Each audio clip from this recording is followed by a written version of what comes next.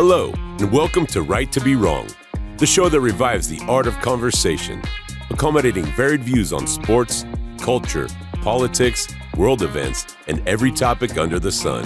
After all, you have a right to be wrong. Here are your hosts, Dave and Tony.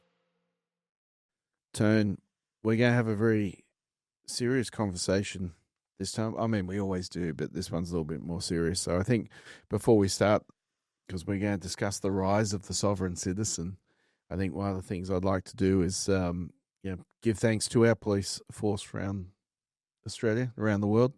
They actually do put their lives on the line to keep us safe, because part of this podcast will go into the tragedy that was Victoria with 2 police shot and killed, and it happened up in Queensland here last year. And we know all around the world police officers lose their life on a daily basis, but it's getting to insanity where they're just turning up to do their jobs and being shot by people in the sovereign citizen movement. So thank you for everything you do. It is appreciated. And on that note, let's delve into what is driving the sovereign citizen movement. Well, firstly, Dave, let's define it. Well, who are these people? Who are these individuals? What do they reject? Well, it's effectively the rejection of authority and government intervention in their lives. Yep. So they claim to be independent, right, of the state or federal jurisdiction. Basically, they believe that governments are controlling corporations, and we've all got contracts with them, and they control us through taxes, laws, court, whatever it might be, and they feel that they're above that. Well, they do control us that way. And I can understand why someone might feel above it, because I'm a small government guy, and I do think we've got way too much government overreach. But I think the sovereign citizens take it to the nth degree, and then even then I can cop to the nth degree that you, particularly if you've been involved in something where the government, you feel the government is what has taken your property, taken your job, whatever it might be. I can still accept that. I don't agree. I can accept it. For me, the issue now is what we're seeing is a pure jump to conspiracy theory, which is that, nearly like the Nazi Germany, right? So police are turning up and that's the Gestapo. Yeah. And they're only there at the orders of the government specifically to target you. And I think that's where we're getting to the insanity. The thing within the sovereign citizen movement, and like anything that goes on where people start to rebel, I think the one thing that governments and other citizens need to be careful of is the old saying, sort of, where there's smoke, there's fire. So as we try to deal with these people that think they're above the law and take the wrong approach to deal with their issues with government and authority, I think we still need to understand that around the world there is some truth to their claims. The governments are going too far, but it's certainly not to the point where turning up to do your job, you should be shot by some nut job. Yeah. So I read an article. Can you read? Yeah. Can you read me a bedtime story? Yes, I will. After we make love, when we're making children. I get so aroused by you, Tone. Thank you. Sorry, Mauritian Queen. I love you. You'll always be my number one, but yeah. It's Tony's my side chick. On your side, a bit on the side. So John Ruddock, who is an upper house politician in New South Wales. Is he in relation to Philip Ruddock? No. Because it's not me, Ruddock. I know, Ruddick, not OCK. And he is a libertarian. He was anti-vax. He was anti-lockdowns. A lot of the stuff he said didn't really resonate with me, but I respect the fact that he's an elected member of parliament. He's got a platform and he can share his views. I've got no problem with that. You say anti-vax, anti-COVID vax, or anti-vax in general? Anti-COVID. Right. Yeah. Because that's something else you got to be careful of in people might be, like, for example, I've had my hepatitis A, hepatitis B, hepatitis C, I've had the measles. No issues, right? I have no issues. I didn't want to have the COVID vaccine for reasons. So I think people need to be careful too. When someone's anti a particular vaccine, doesn't make them an anti-vaxxer. Yeah, I get it. So he wrote an article Oh, I might have posted something on socials after the issue in Melbourne, where the guy I do believe he's still out on the run. Yeah, I don't think we've got him yet. Where 2 policemen were killed. And he Truthfully, goes, I hope they shoot him. I know, when I look at sovereign citizens, I see a movement built upon manufactured grievance, right? He reckons it's a patently absurd belief system, and it seduces them with these 3 tenets. So grievance, right? There's always something wrong. I'm rating against something. Someone's trying to control me. Someone's trying to take something away from me. So the next one was tyranny, that there's this overarching infrastructure that's actually tyrannical in terms of its operation and controlling everyone's lives. And this one I loved, expertise, right? Where they genuinely believe that they're at an intellect level that's beyond the norm. That's why they act like they act. So they all think they're Dave. Actually, grievance? No, you're not a grievance, Dave. No, I'm definitely not grievance. Yeah. But expertise, you got 1 out of 3. So, and you kind of conclude saying that if I had one more meatloaf, I'd be happy. That's right. If you add those 3 tenets to this this increasingly attractive growth of fringe movements, people on the sides of society that think they're outside the rules, you do get threats to justice. You do get threats to the functioning of the society. Now, in Australia, the sovereign citizen movement is only small, right? But it does go to, generations of people becoming disillusioned, feel like they're out of control, and government is actually not acting in their best interest. So their response to that is, anyone who tries to tell me and impose laws on me, they're going to react potentially sometimes violently. It's even things like police pull these people up for speeding tickets and they'll flat out deny, no, you can't. I'm a sovereign citizen. It doesn't apply to me. You know what I do? Oh, here's my baton. This is called sovereign citizen. Bang. This is my sovereign citizen. Can you believe it? Sizing stick. The premise I take, right? It's the micro level and the conspiracy I don't. So now let me extrapolate. Someone should you take your shirt off for that? I could, but then at the moment the Mauritian Queen tolerates what I look like because she loves me.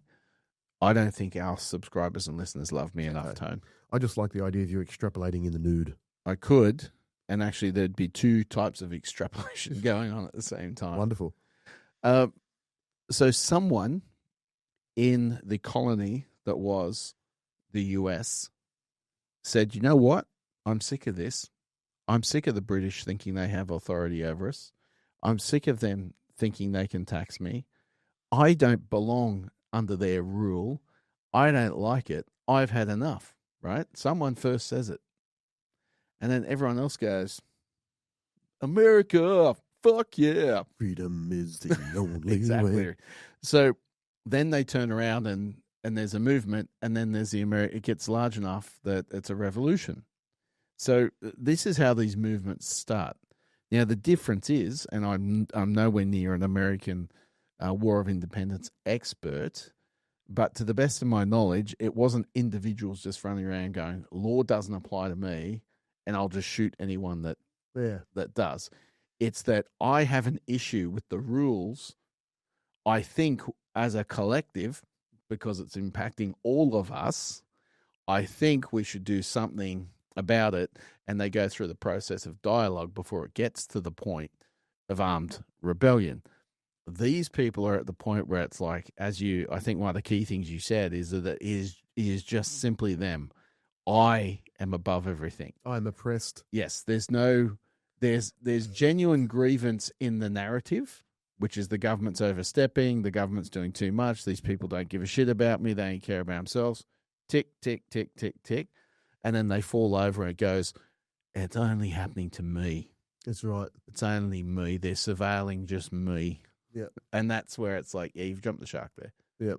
And sometimes what I'd like to know, and we'll never know, because my mind is going to someone I know here, and I'll tell that story.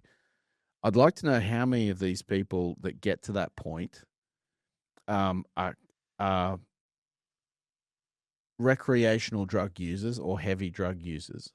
And the reason why I say that is I knew someone that used to come to the barbershop years ago, and he was a tree lopper.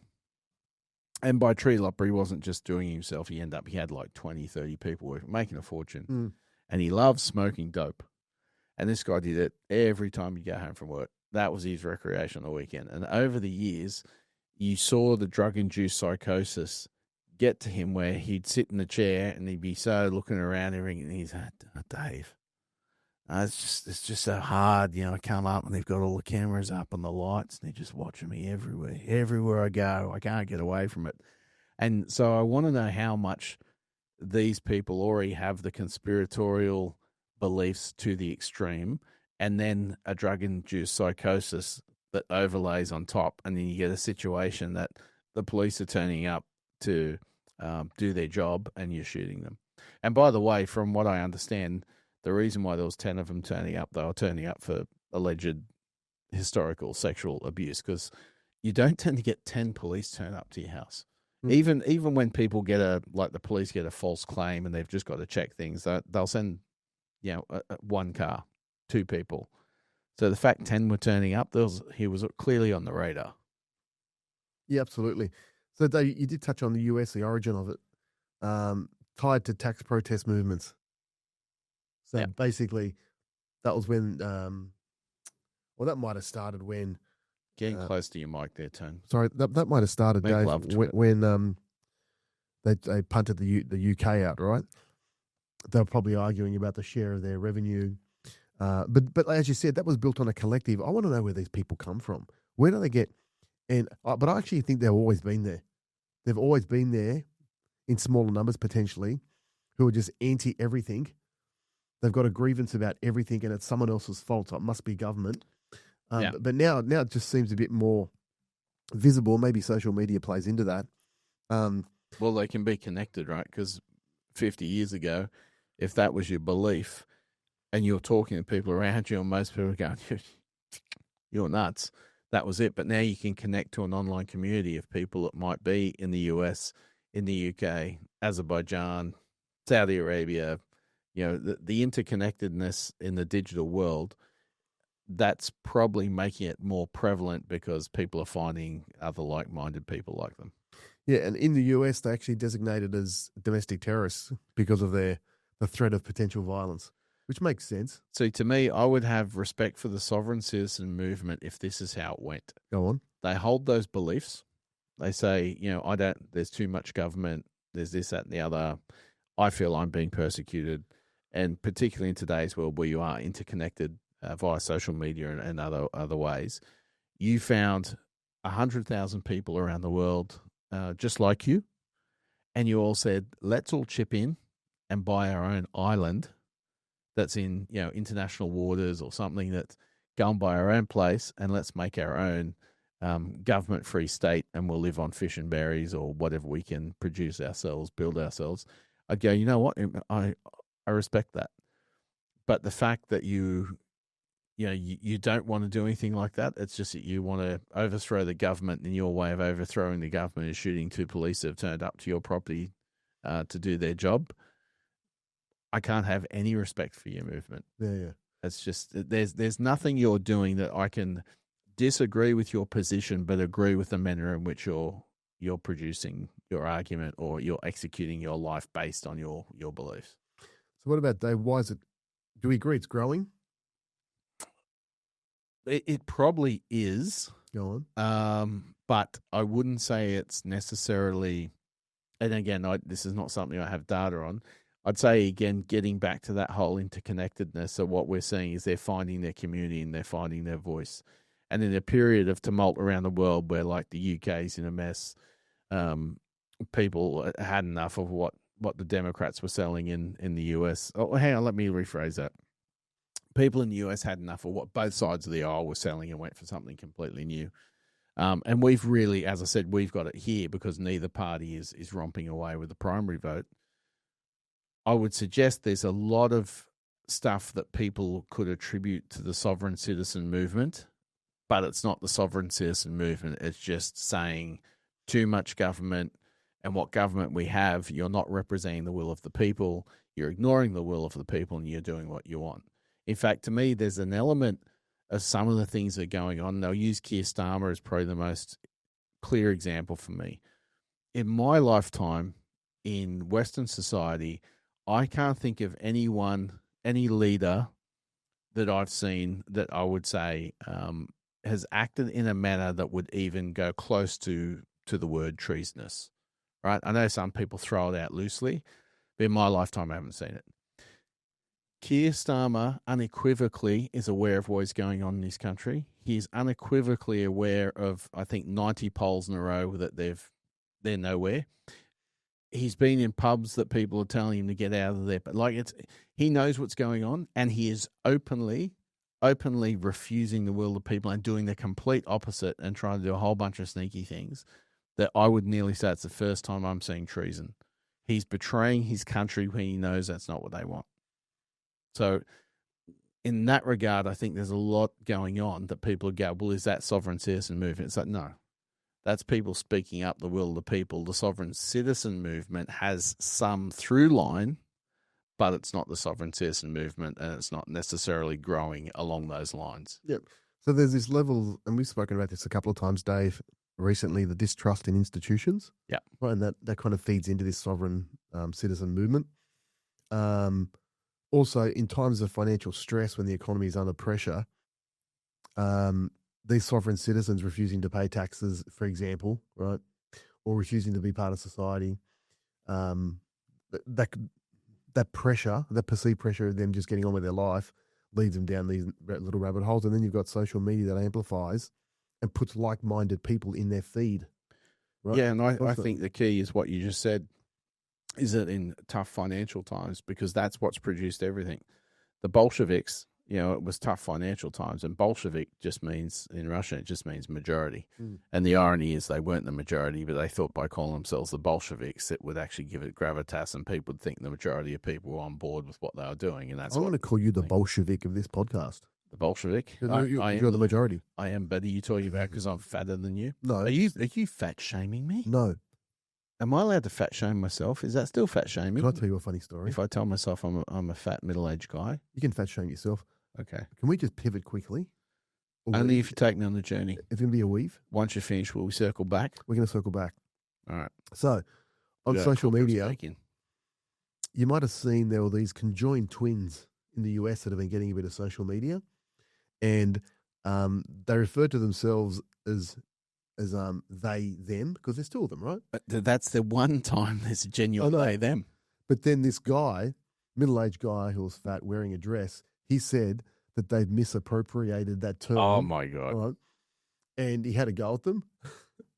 So then, so he had a go at them online, and then the conjoined twins have gone back saying, we literally are the definition of they, them. Yeah. You're not a she. What you are is a fat man in a dress. Yeah, it's true. It's true. And this is part of what's leading to the sovereign citizen movement too. Right? And I'm not saying just that. There's like 112 variables, with the biggest one being economic. Yeah, right? You hit the nail on the head with that. But yeah, people are looking around and they're saying, like, what the hell? You're arresting people for saying a man is a man and not a woman. Like that sort of stuff that's fuel to the sovereign citizen types, right? Because they can point to facts. And what happens for most people, and here's where, if it does grow, why it grows. As I've mentioned, half the population fall below the average IQ, right? So there's a lot of people that what you tell them they believe. And that's either because they're not that sharp, or sometimes people just believe what you tell them because they've got a good heart. They're not stupid. They just like to trust in people. So if you turn around and you start pointing to all these things, you go, look, the government cares about the guy that's a woman. The government will move that man into a woman's prison, even though he's a rapist. The government's giving these people free houses and food and money, and we've got nothing. Those people start to go, oh, that's true. That's true. That's true. And once you've got enough truth, then you can start adding whatever bullshit you want, because you've built the credibility by pointing out enough facts in the beginning. And then you just put your own spin on it. Exactly. Yeah, I get it. What about in terms of the rise in Australia? COVID was important, right? Yeah. The way that it was treated. Yeah. That whole anti-lockdown, anti-COVID vaccine sentiment pushed pretty hard in some states more than others. So you can see why these fringe people start to act like they do. And then even in, and you've mentioned this in the past, and it is true, I'm more trusting than you. Say that again. You mentioned it in the past, and you were right, Dave. Love it. Mauritian Queen, can you, when we listen back to this one, just cut that section out and just play it on loop in the house? But every time I get home, I won't walk in the door after work. Every time Dave wakes up after he pisses excellence, yeah, I want to hear it on the microphone. That you were right, Dave. You were right, Dave. You were right. So what were we talking about, Dave? You've thrown me off completely. You're talking about how the sovereign citizen movement people start to just believe what they tell them, and you're more trusting. So I'm typically more trusting in terms of, you know what, the vaccine, it'll be good for you. Do it. It'll make sure that you don't get COVID. It'll stop hospitals from being overflowed, and it'll give hospitals the best chance to help as many people who are going to respond badly to COVID as possible. You know, I'm going tick, tick, tick, tick. Would government really set something through that's going to harm people? Oh, I can't believe that. Right. But then it turned out to be the case. Oh, now I think it has, but the facts will never be known. Now let me say something. Sorry, just to finish out. No, you're getting dangerously close to your 25%. that type of mindset and the way that COVID was handled. And then some of the outcomes where people have got long-term issues now through the vaccine or whatever it might be, that just fuels this stuff where people are going, I don't trust government. Yep, it certainly does. And just on the trusting part, there's two ways. I think you're inherently born a certain way, so you can see the glass is half full or half empty on average with your natural predisposition.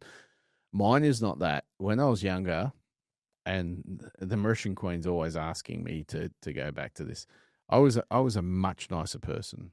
I really was. And I mean that. I'm being ultimately serious here, not taking a piss. I was a sweeter guy. I was a nicer guy. I was more trusting. And things happened along the way that broke that and broke me and made me be, I don't believe shit. I don't believe a word you're telling me until such time as you've proven you're trustworthy, rather than I trust you until such time as you break it. So it's made me much harder in many ways, and I like it and I don't like it. So what I mean by that, I'd love a world where sweet people, nice people, trusting people never get broken out of that the way in which they are, because the world's not in such a state that it breaks you like that it causes you to reevaluate. I wish that was the case. The upside is it served me very well, because I saw friends get caught in Ponzi schemes that I didn't, because they just all trusted and I saw right through it. I walked right up to people that were running Ponzi schemes in front of people and started asking questions I knew they couldn't answer, and would make everyone think, and they'd walk away from me because they could see I'm about to destroy the 10 people they're about to rip off that are around me. So for me, I think the sad part of these people that go to sovereign citizen, I would suggest there's been something there. But I'd say, as I question, is there a drug-induced psychosis? But the other question I have is, I would suggest that their grievances, they've never asked themselves what part they played in the situation that created their grievance. Go on. Right. So even with me, where people screwing me over in different things, there were times like I was wrong, right? So there are times situations have occurred, I was at fault, I did the wrong thing.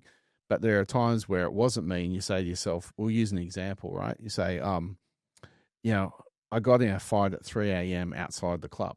And you go, all I was doing was we were just grabbing a kebab. We'd been out for a drink with friends, they're old uni friends. We went and grabbed a kebab, and I ended up in a fight. We're just doing nothing, right? You could easily say, not your fault, completely innocent victim. Now, for the most part, you are, but the question becomes, what were you doing at 3 a.m. out of the club? Like, you put yourself in the situation. So when things occur, so if you've got the grievance and you say, oh, the government did this to me and the government did that to me, and you start asking yourself, well, what was the situation? What part did I play? Is there an element here the government's going over the top? But did I put myself in the situation? Because in Western society, up until recently, I would suggest, and by recently, probably I keep going back to Keir Starmer. I think at the moment the only genuine tyrant in the West now is Starmer. I thought Trudeau was that in Canada, but they arseholed him. We had Dan Andrews here in Victoria, who today is beclowned himself, or yesterday beclowned himself by standing at the national parade over there in China. That even I've been reading, even his Labor friends and are going, "What the hell were you thinking? What a bad look!" But we'll leave that to another episode. The ex-Conservative Prime Minister of New Zealand, who's a Conservative favourite, he was there as well. Yeah, I think it's a bad look. I don't think anyone should have been there. Yeah. I would have been there. You would have been there, standing behind you. I would have streamed live on TikTok. Live from Beijing. But the point is that, are you asking questions of what role you have played that have led to the situation? Because there's very few times that the Western governments will literally just randomly go at you. Yes, it happens. I'm no fool. It has happened. But in a place like Australia, it's just not something that normally takes place. So if you're a sovereign citizen, you're saying the government this and the government that, and this is what's happened, they're in my life. Why are they in your life? So, for example, this guy's pulled a gun and shot 2 police doing their job when 10 police have turned up, and you've got, they're looking at historical sexual assaults. So is that the government that's over the top? And if there's no issue around it, you turn around and come in. Do you want coffee? I'll work with you. Yep, you want me at the station? There's nothing to hide. There's no problem. I'll answer your questions. I'll provide you whatever. I've been in this situation, not on a sexual assault, but all of us have been. I was sitting in a car when I was 17 or I was 16. My best friend was 17. Back in the day in Blacktown Kmart, we decided to get Chinese late one night. These are the days where people used to steal radios from cars. And we're sitting in his Datsun 180B. Doors are open. We're just eating our Chinese. Next thing you know, there's police either side. What are you doing, boys? Blah, blah, blah. So we're just eating our Chinese. One of them sees a purse in the back. Boys don't have purses.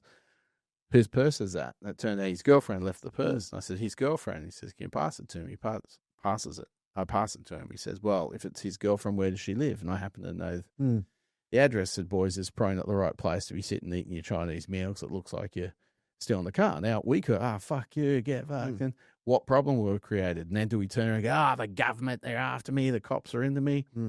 They're doing their job, right? So I think in this situation, when you start to think the government's intervening, the government's only focusing on you, start asking your questions. Is there some legitimacy? And is there even concern that you can cooperate with them and you can alleviate the concerns and you can show them and they'll go along their way? They're not just going to park outside your driveway waiting for you to screw up in 3 years. But that thought process, Dave, you just described, measured, context, make the right decision based on that situation that I'm in. I don't think anyone's ever called me measured before. These people here. I must be getting better. I'm going to go out on a limb. They don't think like that, Dave. No, they're irrational. It's beyond them, right? As I said, they're probably suffering drug-induced psychosis. Yeah. It's things like the guy in Victoria who's anti-government. The government's a corporation that controls us with taxes. Has been on unemployment benefits for 2.5 years. Yeah. Or even better, some of the guys who... The irony, huh? Some of the guys... The government's controlling me by giving me free money. We're sitting on my ass, not contributing to society. Well, last Sunday was hilarious at excuse me, the anti-immigrant... Remember, you did say in a previous episode that if I died, you wouldn't resuscitate me because there was nothing in the health and safety policies of the right to be wrong. I'm hearing you. It compelled it. You've called it. The ground and die. You've called it. Last Sunday, the anti-immigration protest. After the protest, there was a picture of a group that obviously had attended wearing their Australian flags as a cape, which I hate anyway. But they'll have it. I don't know. How come you can wear it at the Soccer World Cup? You can wear it at the Olympics. I don't know. But if you wear it to an anti-migration... No, they wore it. There are some that wear it as a ethno-national symbol, but that's not the majority. Yeah, fine. But they're at a Chinese restaurant having yum cha. Well, I'd suggest that they're not racist. No, I just thought it was funny. We're against immigration, but let's have some Chinese. But this is immigration is one of those issues that there's too many issues that we have this black and white. Yeah. Right? So either if you're against migration, you must be a xenophobe, a racist, a bigot, or whatever. You can be against migration at this point in time. You say, I'm against migration until we catch up. My kids can't afford a freaking house. The roads are clogged. Stop for now, right? Or you could be, I have no issue with migration, but how about we start bringing people in that don't want to shoot each other in the street or in kebab shops or don't want to go burning down illegal tobacco? Like, you can still do that. Then there are some that will be, I'm against migration because I don't want anyone that doesn't have round eyes and white skin. Those ones are really in the minority. Yeah. There's very, very few, because we were coming back. I'd been out for brunch with some students, former students that were graduating, flew home today, actually. So I was out with the Mauritian Queen and them for a brunch, and we were driving back, and I'm like, why is the traffic so bad? I'm up at King Street, like I'm near the University of Sydney, going home, and I'm, oh, crap. Yeah, and all the protesters. But there were actually people there that weren't white. Yeah. There were Pacific Islanders and there were Asians. And yeah, no, I actually think they had every right to protest. But right? unfortunately, you get some neo-Nazi arseholes that hijack this stuff. I know.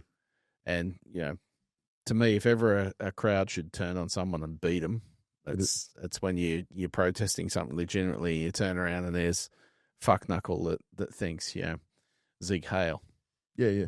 So these sovereign citizens, Dave, it just feels like they're living in small country towns, right? Almost trying to hide, breaking, like the one in Queensland was rural Queensland. Yeah. The one in Victoria was again rural, where they're probably out of sight, living quite isolated, and they often go off grid. Yeah, that in itself is an issue, right? Yeah. Being isolated because you're not exchanging views, you're not open to different views because you're so set in your ideology that only leads you down one path. Well, isolation is actually something we use as a punishment because we know it can start to send you crazy, right? That's what solitary confinement is.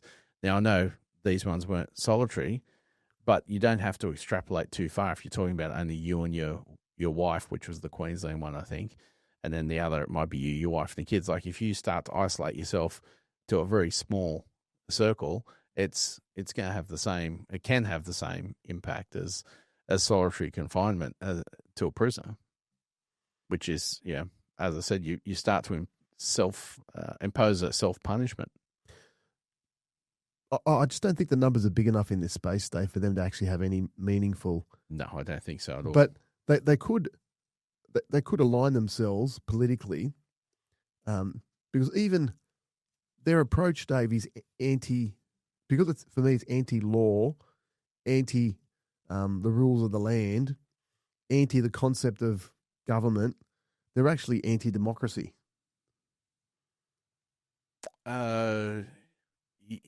Yes, because they fundamentally. I had to think through that for a second as you were saying it, but you're actually correct. Because say that again. Yeah, you're correct. So do you want I'll give you a nice little piece for your infinite loop that you can put at home. That'd be great, Dave. Tony, I just want you to know. Let me start again because otherwise the loop won't work nicely. Tony, brilliantly made point. You're correct. I have nothing to say. I could not rebut that. I could not add to that. And I wish I had said something as brilliant as what you have just espoused. Thanks, Dave. Put that on the loop. Can you say butt again? Butt. The Beavis and Butthead. Imagine that an infinite loop in your class. That's right. Every time you walk in. That's right. You could fall asleep to that. Yeah, I could. The dulcet tones. So where do we go with this, Dave? So I don't think are they going to hook into some type of political movement? I don't think so, because fundamentally, I actually don't believe they want to be part of that. Right? No, they don't. Like if there was an equivalent Nigel Farage style person in Australia, these guys are so loopy, right? That they just wouldn't buy in anyway. No, because they don't want any government. What Farage is espousing is better government. Yeah, that's right. Now, people could disagree with the policies and say that's not, but he's espousing a form of government. Mm. That's why I had to pause for a second when you said it before I answered, because as I ran through it, I went, you're actually right, because even when I laid out if 100,000 of them around the world got together on an island, they wouldn't vote to how things were done, because then they've got a government. And then, well, not even a government, even if you said it's 100,000 people that all get a vote, you're not going to like it when you're in the minority. Yeah. Because you're going to feel again that, that group of people is tyrannical and telling me how I've got to live on this island. So the January 6th rioters, Yes. right? Are they sovereign citizens? No. Go on. No, they consider themselves to be U.S. citizens. Okay. And in fact, again, this is another thing where The only reason I ask is because their actions on the day would suggest that it's the some of them, yeah. Because what's since come out, some that were supposedly breached the Capitol, the video CCTV shows them actually being invited in by the police and escorted around. That's right, but there are others that were just out of control. Yeah, so I see that and I go, they clearly don't believe in some of the fundamental tenets of democracy if they're happy to trash the House and go after people. Because I honestly believe if they got a hold of Pence or Pelosi, they'd be hanging. I honestly believe that. I reckon there was enough nut jobs in there. If the right nut jobs got into the right space, it might have happened. Yeah, if they're right. Not all of them had that intent. I get it. Now, here's a question for you. Yeah. At what point? And let's use J6 because this will be a good one because all the Democrats that hate MAGA can still think about this. At what point then, if you say, let's say everyone that turned up to the Capitol on January 6th was legitimately there to storm the White House and to overthrow government, right? What number of people or what percentage of the population does it take before that's not a riot and that's an independence movement or a genuine rebellion? I reckon it would have taken more than that were there. No, I know more than were there, but what I mean is because this is what happens, all right? When you throw off the yoke of the British sovereign and you then become independent, it's not a riot anymore. It's big enough to be a riot. When you have a rebellion and you arrest Robespierre in the French Revolution and guillotine him and everyone that done it, it's not a riot. When you fight for Irish sovereignty, right? So effectively what I'm saying is when does a riot become an independence movement? Yeah, I get it. What's the percentage? What's the number? And must it be the majority? See, for me, it's very subjective. I know, but but a riot or a coup, and the defining attribute for me would always be what's driving the independence movement, right? If the independence movement is literally driven out of oppression, right? We've had enough, right? We're going to overthrow the government.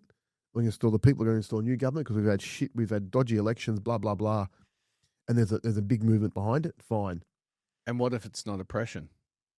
So let's say, and this is unlikely to happen, but let's say, for example, you have a government that says, no, we want a complete free-for-all. We want people to be able to work from the beach. We believe everyone can walk around naked like we did in tribes.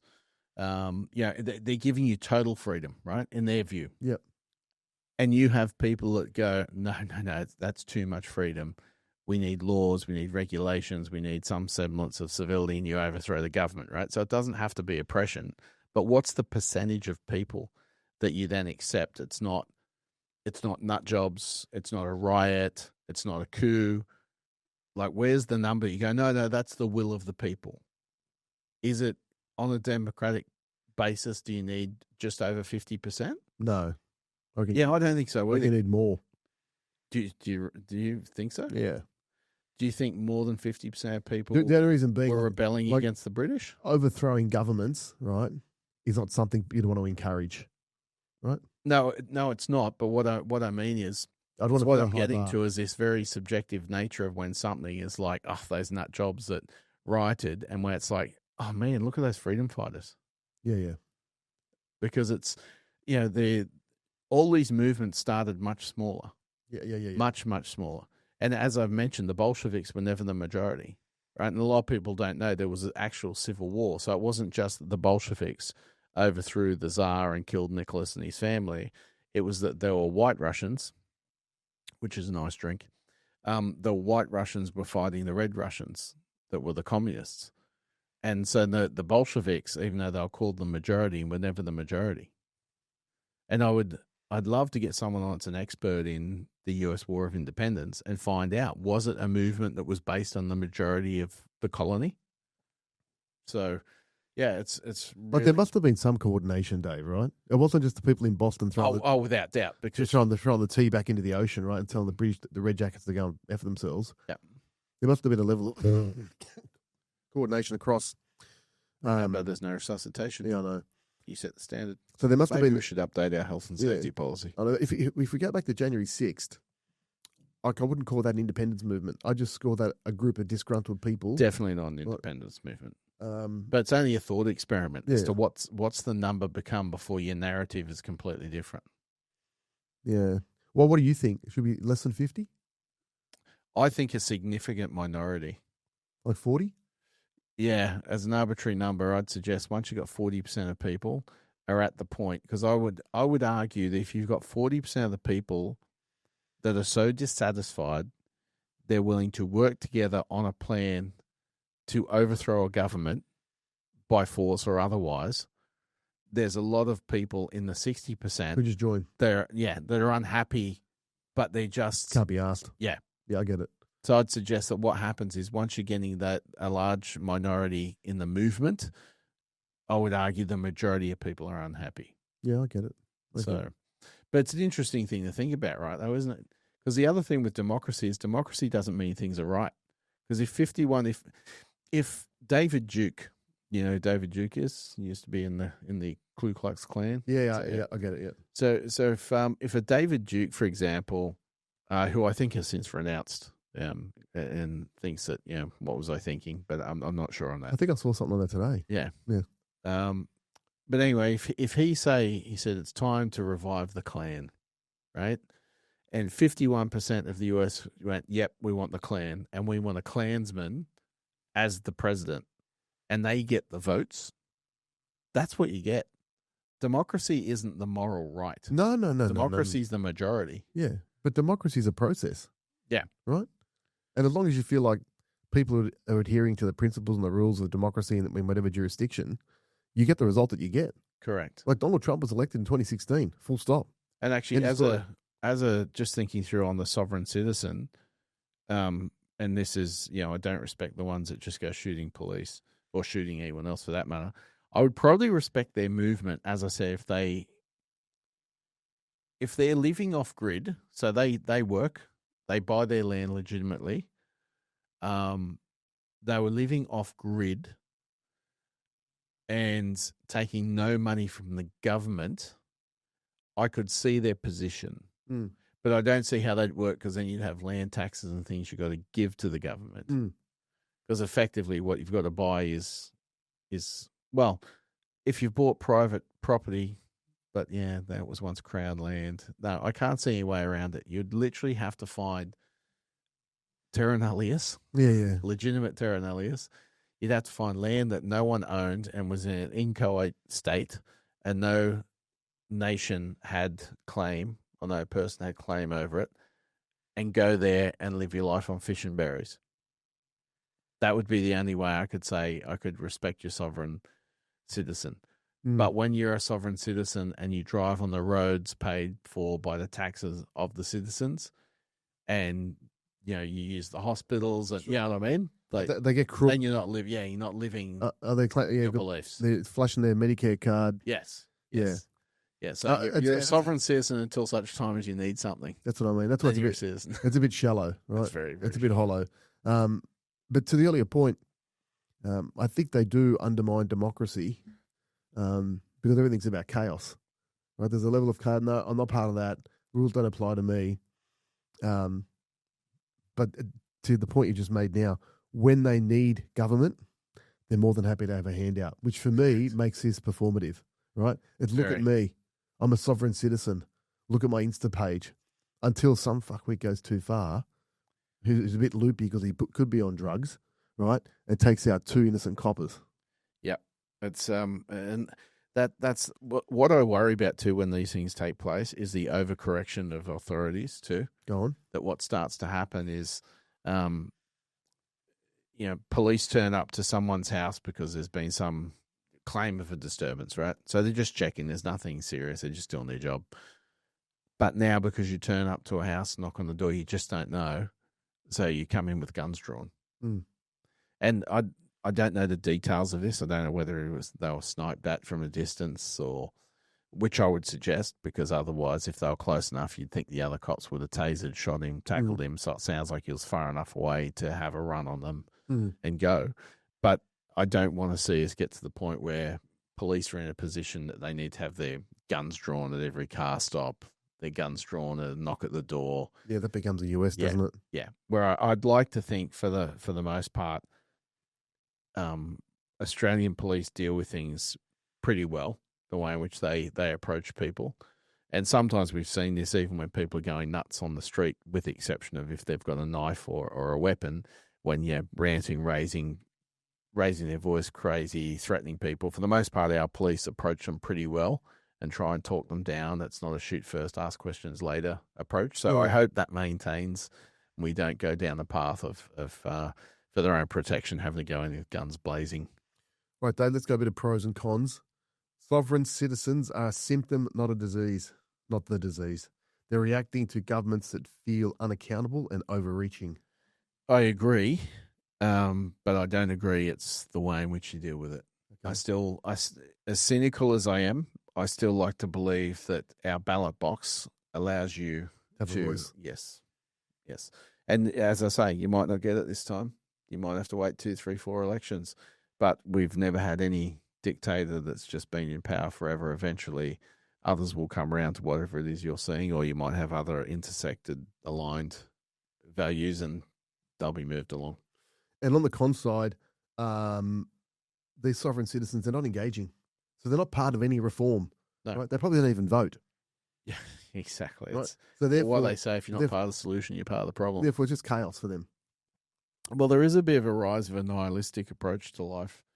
And this is, I tell you one through line, because I was reading something the other day about this, because there's been a massive spike in transgender mass shooters. Violence, in the US. Yeah, massive. And there's literally there's a group that call them Trans Tifa, and they want to start arming themselves. The through line I'd say here is we, getting to my point where I'd suggest that the sovereign citizens are mentally unstable. Well, that's what transgenderism is, unless it falls in one of three things. You're either the rare intersex, that you're born hermaphrodite type thing, which is like 0.001%,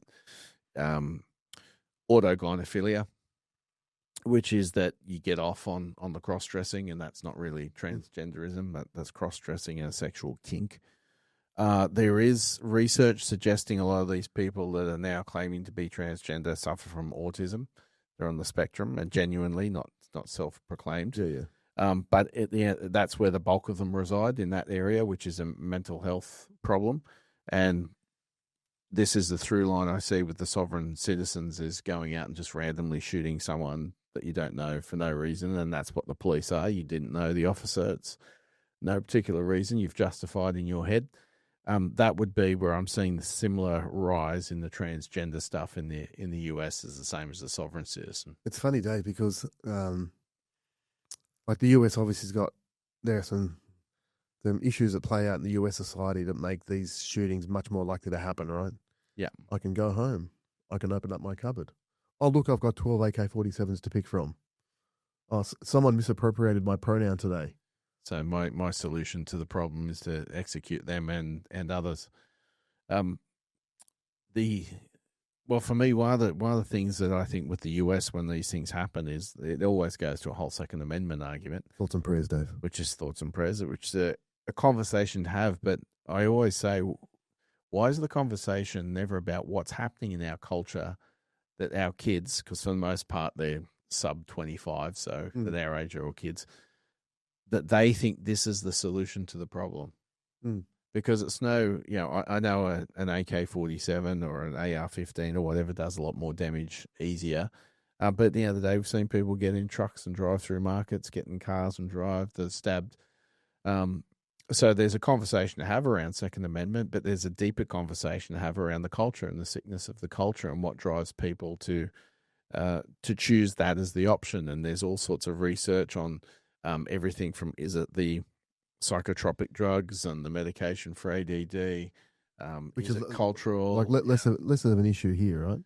Yeah, but increasingly an issue because of the huge jump in people diagnosed with that ADHD. Which actually, I was watching a psychiatrist that was talking about there's a lot of misdiagnosis of that.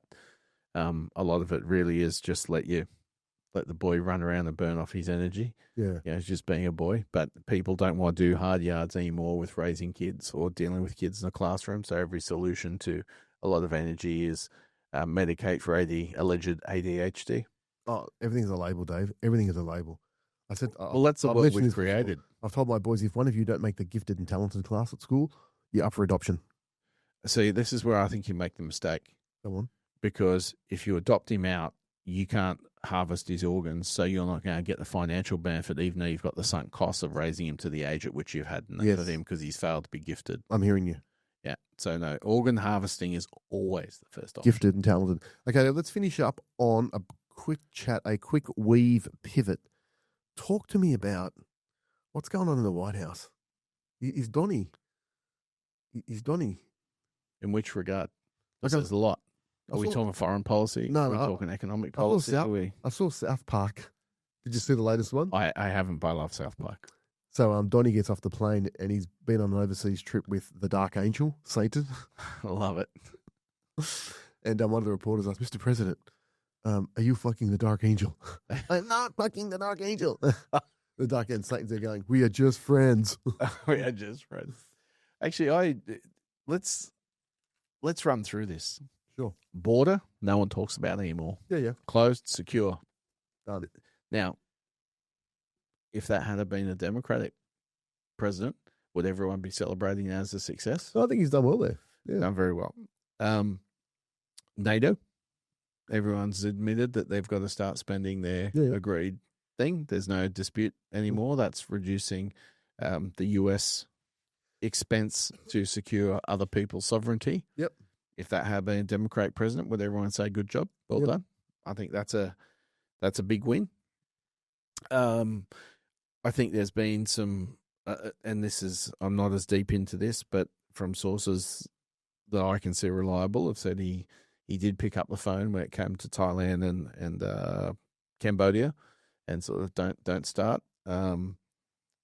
He's trying with Russia and Ukraine, but I think, as I've mentioned before, I think the mistake there is until such time as they tell Zelensky they're not going to keep funding him and give him weapons, it's going nowhere, because they're going to have to force him to accept that there's territory that's just not Ukrainian anymore. They're not winning there. In fact, from what, again, the reliable sources that, when I say things that's turned out to be accurate, that they've now taken this, they're now saying they're breaking through even further. So they're at risk of the Russians driving to Kiev. I don't think they want to, but at the end of the day, they're losing. He overplayed his influence with Vlad. He's got none. Yeah. Yes. Yeah. I think. I don't know if it was an overplaying the influence or he was naive. He's naive to think that they were in a stronger negotiating position, and therefore Vlad was going to, placate him and give him that win on the basis that Vlad needed a quid pro quo. From all intents and purposes, the information is 1.7 million Ukrainian MIA or KIA, so killed in action or missing in action. Something like 6 million have left the borders, so that's 7.7. Yep. Then something like 3.5 to 5 million that consider themselves Russian speaking, that were in the eastern provinces and the Donbass. So we're now at what are we at there? About 7 or 8 million. So in other words, they've lost from about 25 million. They've lost a third of their population. Yeah, that's likely never coming back. And majority of that, disproportionately, particularly in the 1.7 million killed, is your family man age. Yeah. Because they're now stretching the age out to older men and things on there. And of course, they're losing territory that's quite valuable in terms of natural resources. So, in other words, what's left of Ukraine? Yeah. So, but I don't think. So I think I got that wrong. Like, I'd probably call him not a fail. He hasn't got any traction there. He hasn't got any traction with Benny and Iran and Benny and Gaza. Like, Gaza is just disgraceful. Look, we need a whole episode, and it is, but I still get frustrated at people focusing on it, not because I don't think it's an issue. It is. I get frustrated because people don't worry about the millions of Uyghurs, or people don't worry about Tibet, or people don't worry about all the other wars and things that's going on. But this is the topic du jour, and it's the cool thing among circles. I think for me, why it irritates me is because every single Western government can't call it for what it is. Because the Jewish lobby in each of these jurisdictions has got people by the short and curlies, and they're not going to call it for what it is. Women and children are being killed. Hospitals are being killed. Australian journalists got killed. Other journalists got killed. Hospitals got blown up. Like this. And remember, Netanyahu said all he wanted, this was not going to be long term, right? And then he started winding that back. Now all of a sudden he wants to wipe everyone out and ship them somewhere back. Like he wants to go back to 48. Well, the question for me, actually not 48, because 48 is actually smaller. No, 48, right? I mean, at 48, when they shifted all the Palestinians out to create an Israeli state, yes, right?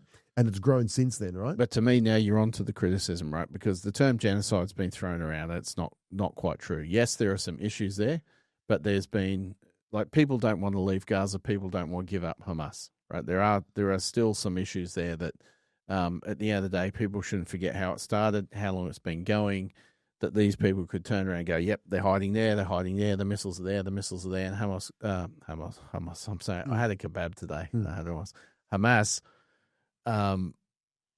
not turning around and releasing the prisoners they still have and stopping, right? There's just some pure fact there that can happen. I think it's terrible what is happening in terms of the people that are in that situation, but don't forget, they're surrounded by Muslim nations. No one takes them. Right? So everyone keeps getting upset about the West, but none of the Middle East are taking these people or want them in there. And there are reasons for that, because they know they support these terrorists. And they're not the type of people they necessarily want to invite into their countries. The issue for me is not so much some of the false narrative. The genuine stuff is when Netanyahu is talking about, and this concerned me 3 months ago, I think I mentioned in one of our episodes, he said, we're just going to send the IDF into, we'll occupy this now for the next 20 years. As soon as I heard that, I knew exactly what that was. Yeah. That was just a long-term plan for annexation. Yeah, I get it. That's what should be happening. But when I get all these governments and people say, we're going to recognize the state of Palestine, the Palestinians don't recognize it. I've mentioned to you, they've rejected it 4 times. So we've got people on the outside that will recognize a solution that one of the two parties to this has repeatedly rejected and doesn't want. So that for me is it's getting to a cool topic amongst the elite circles without the actual factual stuff. Where if you really, for me, if you wanted anything, what you'll talk about is you'll start saying, no. We accept what you've done in response to what happened, even though we disagree with the proportionality. Mm. But aren't you meant to just be cleaning out the terrorists and then allow a reconstruction, a rebuild for those people, and you go back to your borders? I agree. And that, for me, is the big concern. You're right, Dave. That is, that was more than a weave. That's a whole episode in itself. It is a whole episode in itself. So we've covered off sovereign citizens. Dave and I are now going to leave the studio, go to a pub, and we are going to order beers and dinner and then refuse to pay because we are sovereign citizens. You can't make me pay for that. So we may or may not be back online next week. You've heard about the guy that walked into the pub and he says to the guy, can you give me a 1980 beer? He says, mate, we don't have any beer from 1980. What else do you want? He says, they can give me a 1980 beer. Says, mate, we don't have any beer from 1980. What else do you want? Can you give me a beer from 1980? The barman just pulls the beer, sticks it on the counter, goes, fine, there you go, mate. There's a 1980 beer. He goes, great, there's 20 cents. How funny. There you go. That's cool. So if you don't get that joke, you don't get inflation. I know. Dave, what do we always say? You have a right to be wrong. Take care, mate. See you, everyone. Thank you for listening to this episode, and we hope you enjoyed it. Like us on Twitter, Instagram, Facebook, and TikTok. Please leave us a review on Apple Podcasts and Spotify.